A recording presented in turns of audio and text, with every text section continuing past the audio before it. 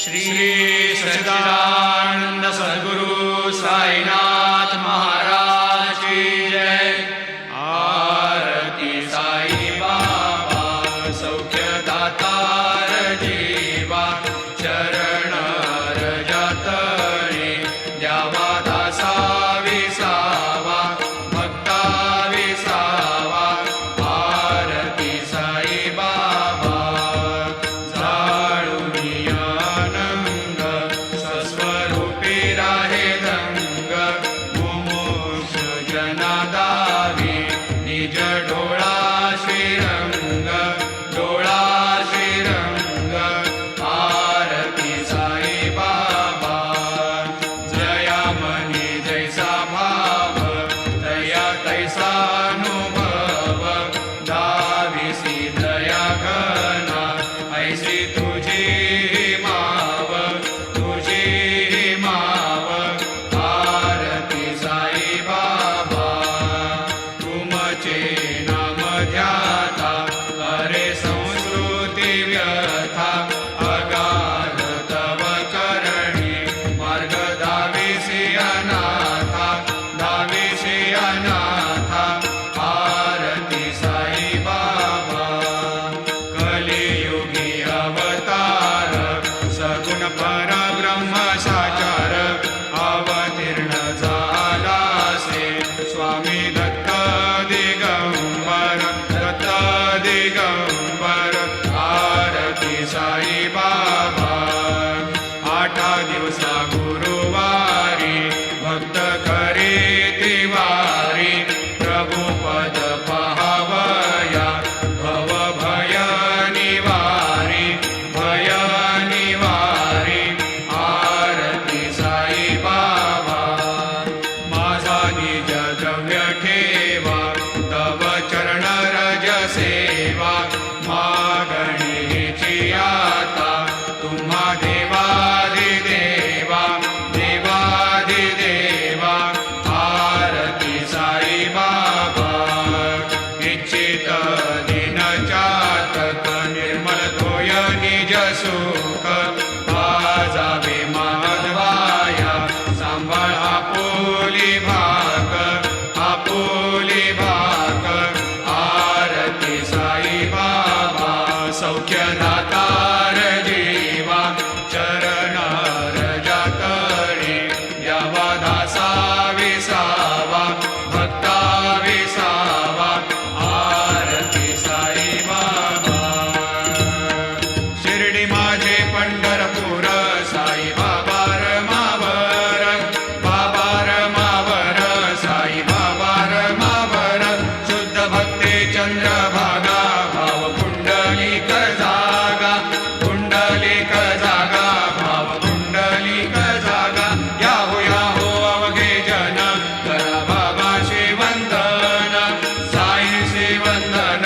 करा बाबाशी वंदन, गणू म्हणे बाबा साई। भाव पाव माझे आई, भाव माझे आई, भाव पाव माझे आई। घालीन लोटांगण वंदीन चरण, डोळ्यान पाहिन रूप तुझे। प्रेमी अलंगिन आनंदी पूजिन, भावे वाळीन म्हणे नमा। त्वमेव माता पिता त्वमेव, त्वमेव बंधु सखा त्वमेव। त्वमेव विद्या द्रविणं त्वमेव, त्वमेव सर्वं मम देवदेव। कायेन वाचा मनसेन्द्रियैर्वा बुद्ध्यात्मना वा प्रकृतिस्वभावात् करोमि यद्यत् सकलं परस्मै नारायणायति समर्पयामि।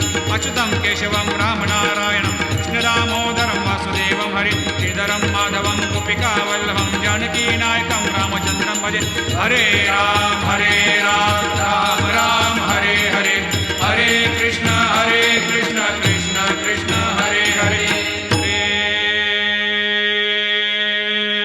गुरुदेव दत्त अनंता तुला ते कसे रे स्तवावे, अनंता तुला ते कसे रे नमावे।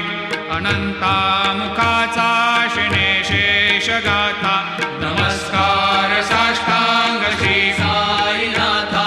स्मरावे मनी त्वत्पदा नित्य भावे, पुरावे तरे भक्तीसाठी स्वभावे। तरावे जगातारुणी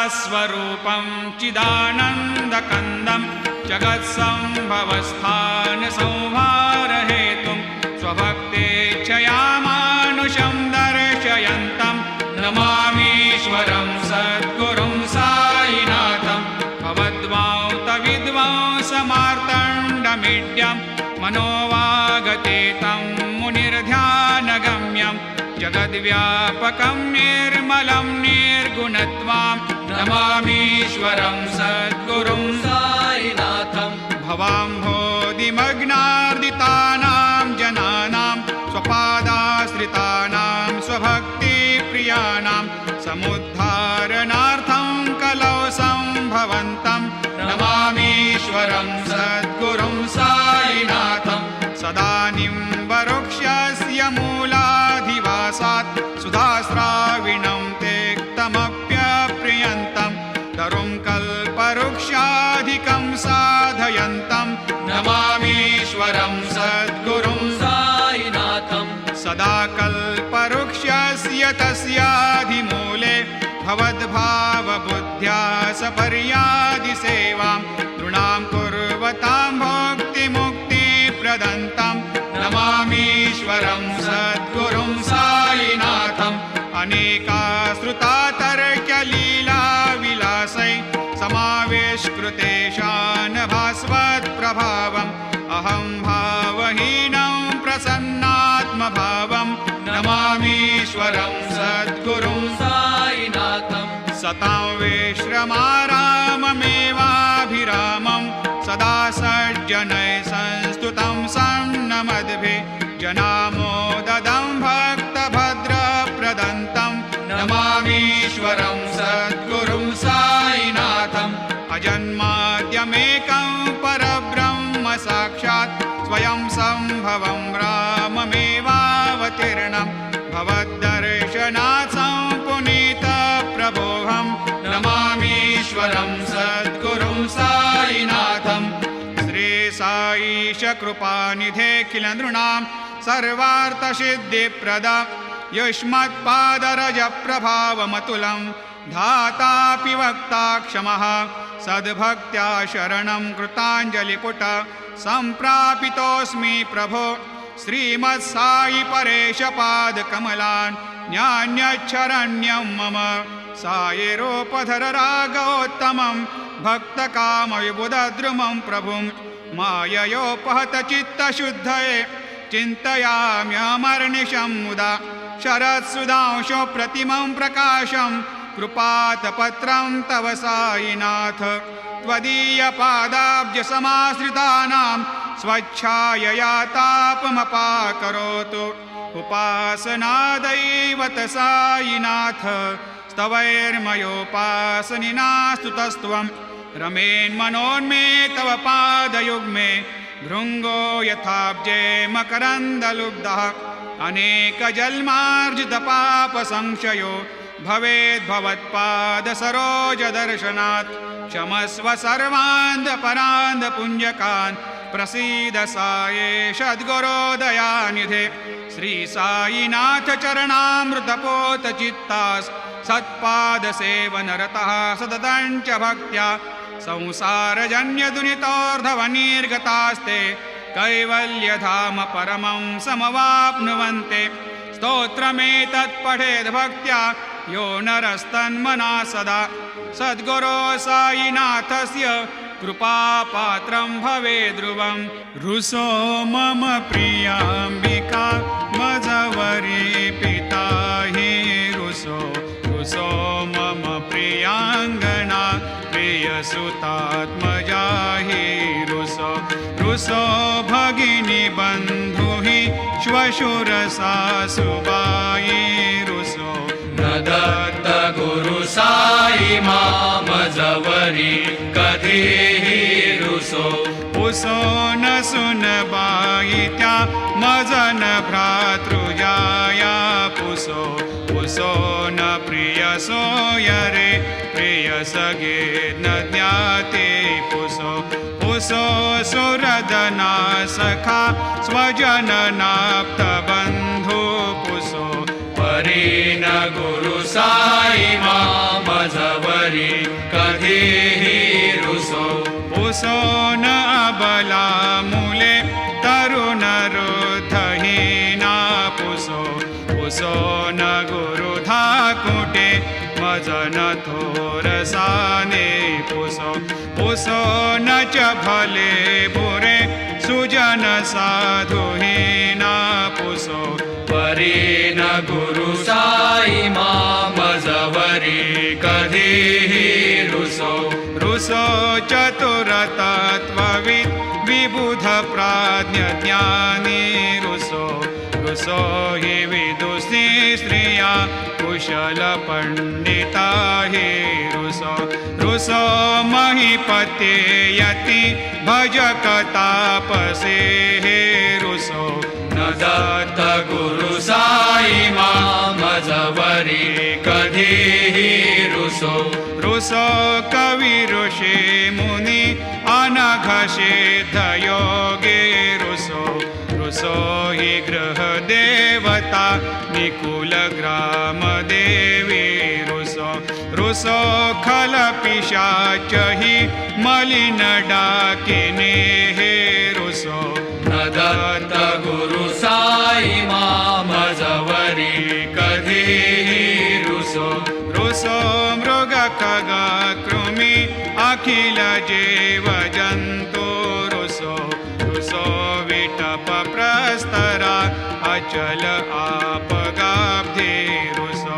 रुसो खपवनाग्निवार अवनि पंचतत्वे रुसो. न दत्त गुरु साई माझवरी कधीही रुसो. रुसो विमल किन्नरा अमल यक्षिणे हे रुसो. रुसो शशि खगादिः गगनितारका हे रुसो. रुसो अमर राजहि अदय धर्मराजा रुसो. न दत्त गुरु साई माझवरी कधीही रुसो. रुसो मन सरस्वती चपल चेतते हे रुसो. रुसो वपुदिशाखिला कठिन काल तो हे रुसो. रुसो सकल विश्व हि मयि तु ब्रह्म गोलं रुसो. न दत्त गुरु साई माझवरी कधीही रुसो. विमूढ मनुनी हसो मजन मत्सरा हेडसो. पदाभिरुचि उल्हसो जनन कर्दमीनापसो. न दुर्गधृतीचा धसो अशिव भाव मागे खसो. प्रपंची मन हे रुसो दृढ विरक्ती चित्ती ठसो. कुणाची घृणा नसो न च स्पृहा कशाचे असो.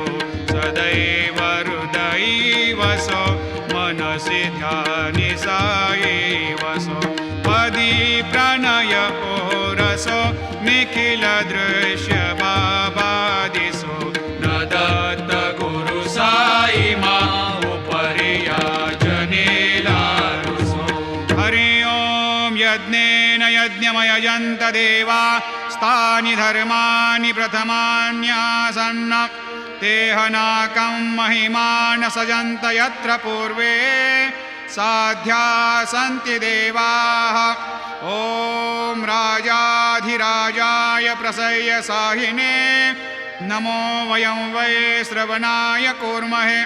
समे कामान् कामकामाय मह्यं कामेश्वरो वै श्रवणो दधातु. कुबेराय वै श्रवणाय महाराजाय नमः.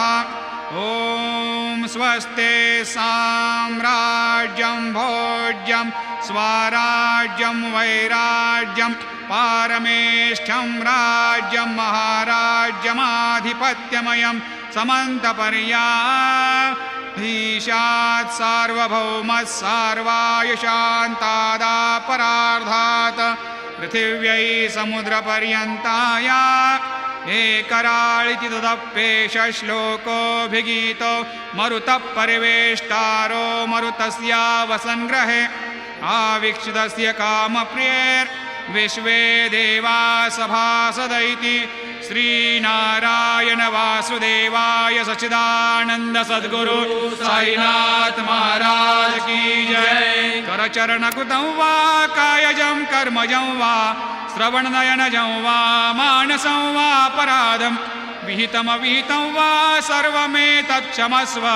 जय जय करुणाब्धे श्री प्रभो साईनाथ श्री सच्चिदानंद सद्गुरु साईनाथ महाराज